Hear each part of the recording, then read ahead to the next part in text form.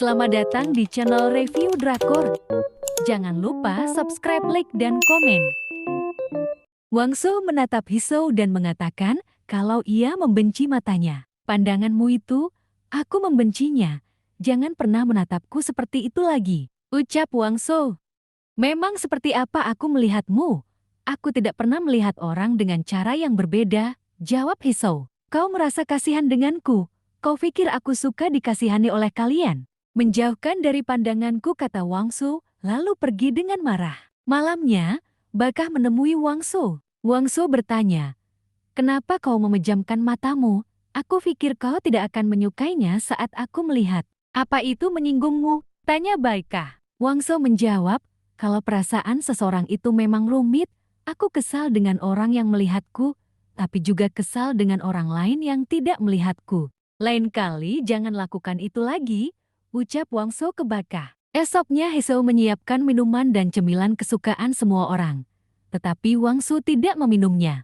Ia bertanya ke Bakah, apa itu benar-benar makanan kesukaan Wang Shu? Karena ia tidak memakannya.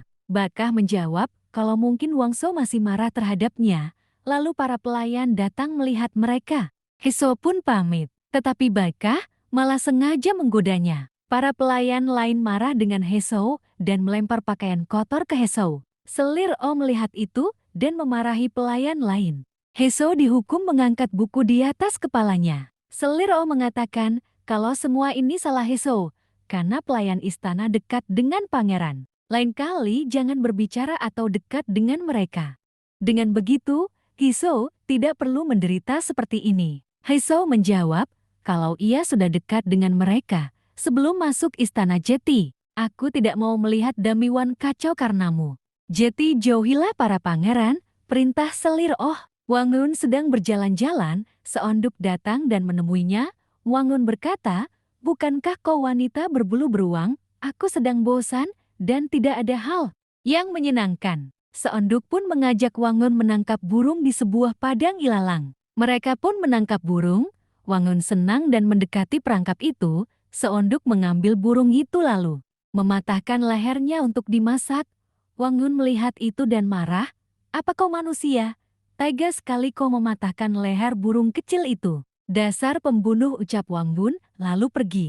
Seonduk pun bingung, lalu kau mau memakannya hidup-hidup, tanyanya. Tuan Park menatap anaknya dengan sedih. Ia pun duduk bersama anaknya. Lalu berkata, pria macam apa itu, menangkap burung pun tidak bisa. Aku yang akan menangkapnya, ucap Seonduk membela. Lalu bagaimana caranya dia melindungi istri dan anaknya nanti? Aku yang akan melakukannya, jawab Seonduk. Aku tidak bisa mengubah keputusanmu ya? Tanya ayahnya. Aku sudah menetapkan keputusanku, jawab Seonduk. Ayahnya pun kesal dan ingin memukul putrinya. Hisou dan Wang Wok bertemu di gua tersembunyi. Wang Wok mengatakan kalau ia mengetahui gua ini dari Cheryung. Hisou pun mengatakan kalau ia merindukan Cheryung. Ia rindu pergi ke pasar dan mengunjungi uninya. Wang Wok menanyakan, kita bisa keluar dari sini?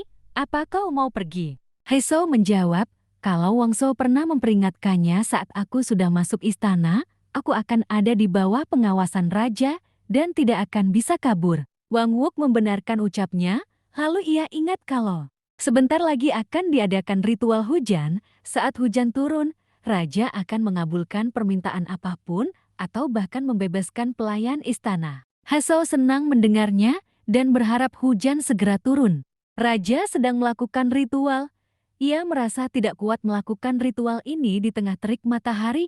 Putra mahkota juga belum kembali dari tugasnya. Jimong menyarankan agar memilih salah satu pangeran. Pemilihan dilakukan dengan cara diundi. Raja pun mengambil undian itu dan menyebut nama Wang Shu. Semua orang terkejut.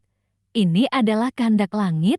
Jadi kau harus menggantikan putra mahkota dan memimpin ritual hujan ini, ucap raja. Wang Shu tidak bisa menolak dan menyanggupi. Ritual hujan dimulai. Wang Shu diarak melewati rakyat dan memimpin ritual. Salah satu rakyat melihat Wang Shu dan meneriakinya. Pria bertopeng yang memimpin ritual ini, lalu rakyat lain mulai bergosip dan mulai melempar Wang Shu dengan tanah. Wang Shu masuk ke istana dengan baju yang sudah kotor dan guci yang pecah. Ratu Yu tersenyum licik. Semua orang kaget melihat Wang Shu. Ia pun pergi meninggalkan tempat ritual itu. Ratu Yu terlihat bahagia melihat Wang Shou dan meminta Wang Yu untuk menggantikan Wang Shou. Dengan begitu, kita punya alasan untuk mengambil posisi putra mahkota. He Shou mencari Wang Shou. Ia melihat Wang Shou sedang tidur di atas perahu. Ia pun memanggilnya tetapi Wang Shou tidak dengar. Ia mencoba naik ke perahu. Perahu itu bergoyang dan membuat He Shou kehilangan keseimbangan. Wang Shou menarik He Shou, dan mereka pun tertidur di perahu. He Shou bangun dan menyuruh Wang Shou untuk bersiap.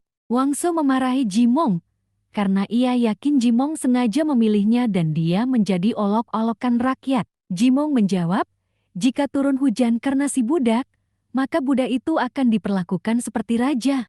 Kau hanya perlu percaya diri dan melakukan ritual sampai hujan turun. Tapi aku tidak bisa memaksamu, karena kau hanya sanggup sampai sejauh ini. Lalu ia pergi. He Shou buru-buru masuk dan menemui Wang Shou. Wang Shou mengatakan kalau ia tidak punya banyak waktu karena harus memimpin ritual. He Shou mengatakan kalau ia bisa melepaskan topeng itu. Wang Shou pun bingung. He Shou menyiapkan foundation yang telah dibuatnya.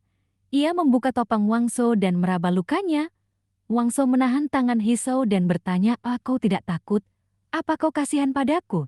He Shou menjawab, mana mungkin aku kasihan kepada orang yang selalu berkata akan membunuhku. Lagi pula bekas lukanya tidak separah itu. Kau harus menjalani hidup yang sulit karena bekas luka ini.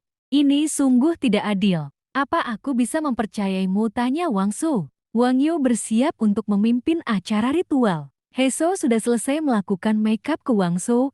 Ia meminta Wang Shou bergegas. Wang Shou membuka matanya dan melihat ke cermin. Wang Yu akan berangkat.